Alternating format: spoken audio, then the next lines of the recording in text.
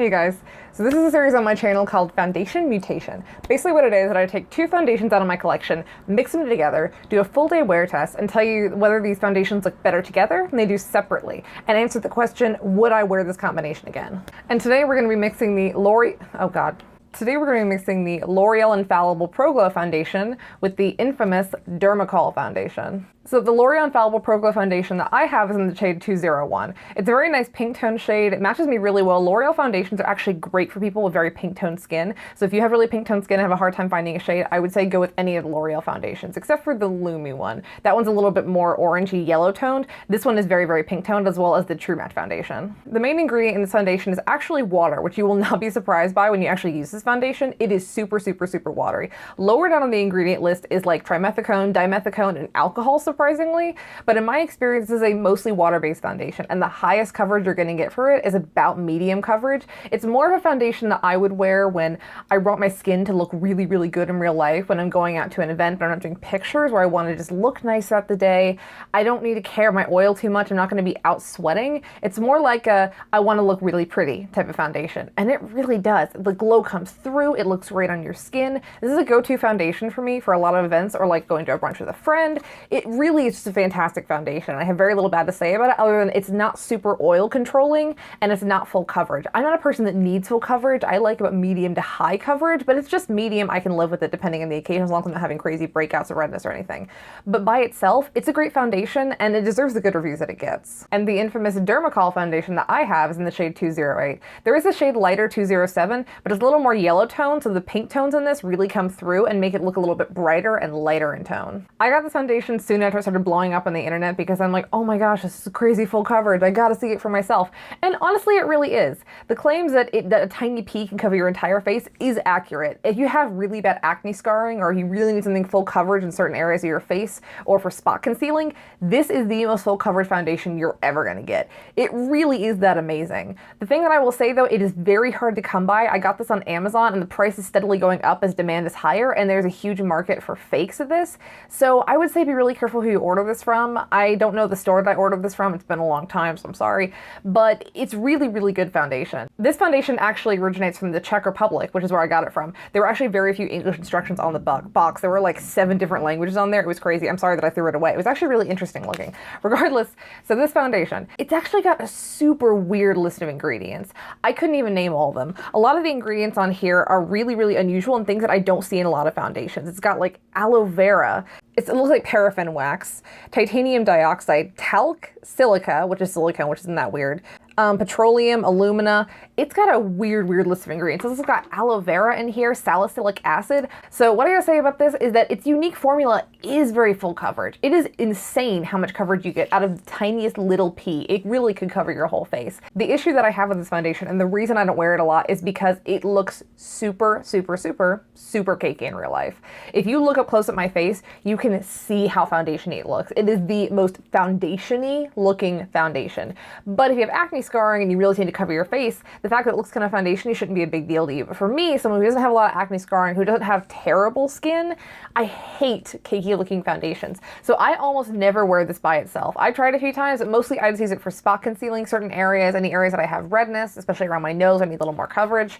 And on the days when I'm really breaking out, or I usually mix it in with other foundations. I almost never wear this by itself. So I'm really excited to mix this in with the Pro Glow foundation and see how it performs. What I'm hoping is gonna happen when I mix these foundations is gonna get the nice watery, blendable type skin-like finish from this, and also gonna have the coverage from the Dermacol to really get in every little pore and crack to make sure it looks very covered without being heavy.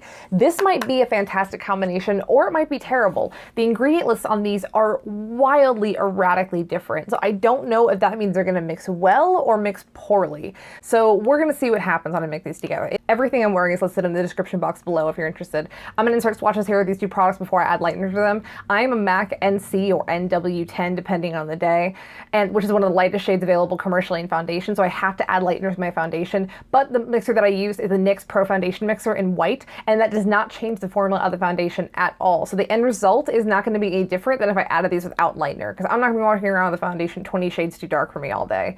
This is the L'Oreal Infallible Pro Glow Foundation, and this is the Dermacol in the shade 208. As you can see, the Pro Glow concealer is very watery and actually very pink toned, which is is fantastic for me. L'Oreal has a surprisingly good pink tone shades for their foundations. Dermacol is slightly more neutral tone, but still very pink. This is actually a really good shade match for me, but it's still very, very thick. It does kind of warm up to the skin a bit, as you can see. It's still got a little bit of a shine to it, but it sits down very matte. I think these shades will mix very well into a nice cool pink toned foundation, which will match my skin a bit better. And without further ado, let's get into our experiment.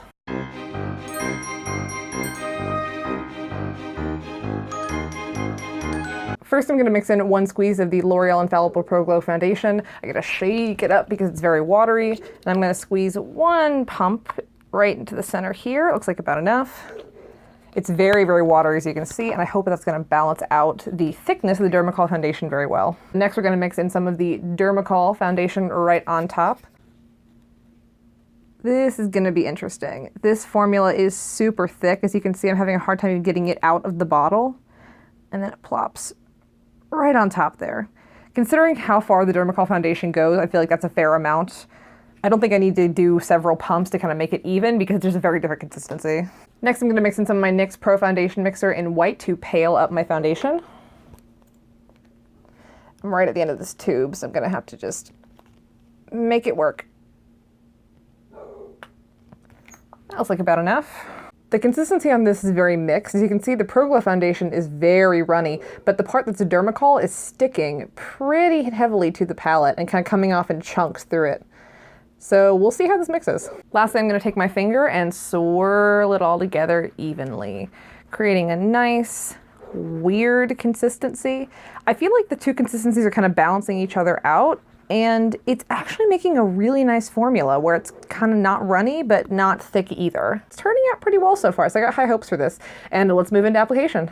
Alrighty, application. I've already primed my face using the Urban Decay Optical Illusion Complexion Primer and the Smashbox Primer Water. As per usual, I'm going to take my Sigma F82 and dip that straight into my palette here. I'm going to take my brush and I'm going to stipple it against my skin to create a nice base.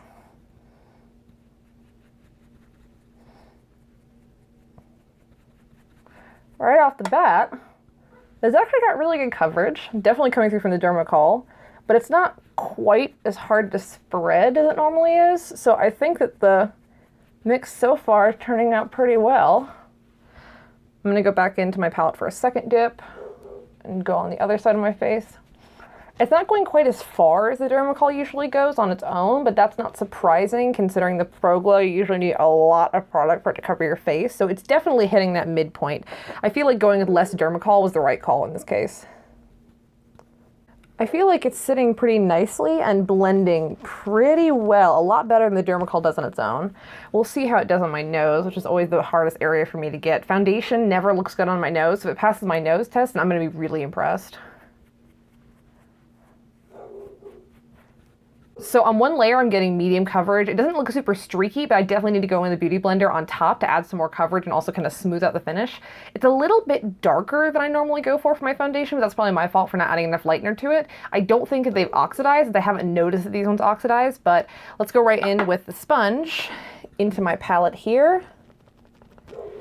Picking up a good amount of product there, and I'm gonna start buffing this into my face. Yeah, it's definitely at least a shade, maybe 2 shades too dark for me, but I'm not going anywhere today, so it's not too bad. Next time I'll just add a little bit more lightener to it. My Dermacol is a little bit darker on your face than it kind of is in the swatch. So if you're ordering it, keep that in mind. Because it's just so full coverage, it's gotta be your skin tone. So far this is sitting really nicely, actually. It doesn't feel quite as tough to blend as the Dermacol usually is on its own, and it's not quite as runny as the Pro Glow is by itself. So far, I am liking this baby. Right off the bat, this is impressing me. I've used up almost all the product on the palette so far, so I think I got the right amount. Next, I'm just gonna go under my chin here, so I don't create that bad demarcation line. And just buff that right into my neck. I always had trouble blending the Dermacol down my neck. So I think that the Pro Glow is definitely helping there. Okay, so far I'm actually really impressed. This looks so good. It is somehow like full coverage without looking cakey. It's a really nice shade tone for me where it's very pink, but not super pink. And it's just sitting so nicely on my skin. It looks so skin-like. And I feel like it blended really nicely and wasn't too thick and wasn't too watery, and it wasn't a lot of effort for me to get there. I'm gonna zoom you guys in so you can see up close what I'm talking about the finish. As you can see, my nose looks fantastic. It's really clinging onto it and it's not really breaking apart. Around these sides of my nose, I do need to clean up a little bit, but it actually sat really nicely. It kind of blended into the sides of my nose like I'd like for it to. Around my forehead, it looks nice. It didn't cling to my eyebrows in any weird ways, leaving patchiness. The shade looks really consistent all the way through. I don't have any creasing already. The finish is nice and skin-like, but still full coverage. This is looking really, really good, and I am super impressed with it. I'm gonna zoom you guys back out. I'm gonna fix this whole hair and face situation. I'll be right back after this iMovie transition. Ooh. And I'm back. So rest of my makeup's applied, I got my powders, got my setting spray set, and I have to say, I still really, really, really like it. I am so surprised. I have literally never done this combination before, and it looks so good. It does exactly what I wanted it to. I've got the coverage from this with the nice blendability of this, the two shades mixed together to be so nice, product blended beautifully on top of it. I was able to bake, it didn't take any of my coverage. My nose looks fantastic. It's full coverage, it looks really good on camera, but it's not thick and goopy like this can be. It's not so hard to blend that I'm like, what's even the point of doing this? In real life, it does look a little heavy. It doesn't look completely like skin like this one does. It's still got a little bit of the cakiness from this, but it's nothing unbelievable. It's like, if it's gonna be full coverage, it's gonna be a little bit heavy looking. There's just no way you're gonna get a full coverage product without it looking a little bit heavy. But these two together are amazing and beautiful, and I just, oh my God. Oh, I want to like take a bath in these foundations. I want to put my whole body into a literal bath of these and just be like, look how perfect I look, because it is so good. Next time I'm going to add some more lightener to it because it is like a couple of shades too dark, but that's my own fault. It hasn't oxidized, it's just that I didn't add enough lightener to it because I underestimated how insanely pale I am. Regardless, this is so good. I just can't even. As long as it holds up well throughout the day, I'm going to be wearing this again and again and again and again and again and again because it is just so, oh God, it's just so good. I love it so much. As you can see, it's holding up very well on my nose. It's not breaking down anywhere. It's sitting nicely on the sides of my nose. It's making my pores look nice and smooth. It's not creasing around the sides of my mouth very much at all. It did a tiny bit, but I was able to use a beauty blender and kind of press it down, and it did fix that. Around my cheeks it looks good, on the side of my face it looks good. It didn't really blur my texture, but it didn't emphasize the texture in any bad way either. It just looks good. It looks good on camera, it looks good in real life. I just love this combination. So I'm gonna check back in after 5 hours of wear and after 10 hours of wear at the end of the day and let you know my final thoughts on it. So I'll see you guys at the first check-in. Hey guys, this check-in is gonna be in the bathroom. I have to watch this little baby. Hi, say hi to camera. So foundation is holding up really, really well. I'm super happy with it. I'm gonna zoom you guys in real quick. All right, up close and personal. So there is some oil peeking through right in my T-zone. You can see a little bit of texture here, but it's not emphasizing it really. There's no crease lines on the sides of my mouth. Sorry, lighting. I'm actually still really pleased with it. It hasn't oxidized. It's not falling apart. It's holding in my oil about as well as most foundations would. I probably would blot, but I'm just gonna see how the oil holds up the rest of the day without blotting. Otherwise, it's not getting balled up, it's not getting separated. It's maintaining so well. So I'm very, very into this right now. So I'll see you guys at the end of the day at the last check-in. Hey guys, it is the end of the day. It is 9:54 p.m. This foundation mutation has been on my face for the last, I'll say about 10 hours. It's actually not wearing so great anymore. For the first 5 to 6 hours, it was wearing so well. But as you can see, I am a flashlight. I have not blotted, I have not touched up at all. So this is my face. This is how it looks after this many hours with a not super mattifying foundation. I mean, the Pro Glow, I wasn't expecting it to be super mattifying by itself. It's not. It's a very dewy foundation, but the Dermacol is actually usually really mattifying. So these combined, clearly the more glowy aspect of this really comes through. I'm gonna zoom you guys in so you can see in detail what this looks like, but I think that you're getting the basic idea now. As you can see, it is starting to break apart. It is completely rubbed off on my nose. It is super oily. I mean, just the oil is just coming through, no joke, all over my face, not just in my T-zone. It is coming through at all angles. I'm wearing a different lip paint than earlier. I was swatching a bunch of different stuff, and this one was actually super comfortable. So despite the oil, I actually really like this combination. This is one of those combinations that I would do when I'm doing a real full glam look and going to an event for just about 5-6 hours I need it to look good for, and then I'm just gonna take off my makeup and go to bed. This is not a foundation combination that I would wear imagining that I'm getting up at 9 a.m. and I need it to last until 9 p.m. It's not gonna last that long. It's gonna break apart, it's gonna get oily, so unless you have really dry skin, this is not gonna last. Even for normal skin, I feel like it transfers quite a bit, so it's gonna rub off. But for special events, this is going to be my go-to combinations. When I'm just going out for a few hours, right in the evening, just want to look nice and full glam, really complement my eye look and my dramatic lip look, this is a perfect combination because it's got that right amount of dewiness, but that still right amount of coverage, and it just hits that sweet spot right in the middle. So this combination is fantastic, and yes, I will be doing it again with specific criteria for it, but regardless, I'll still be doing it again. It's a great combination. I'm actually really surprised.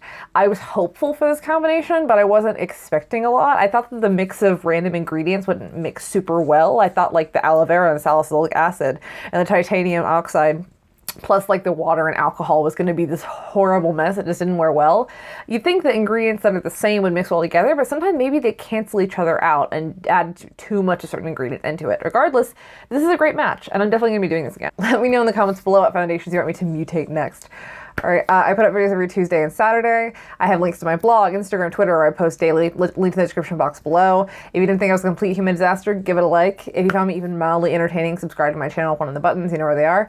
Hope you guys found this video helpful, and thanks for watching.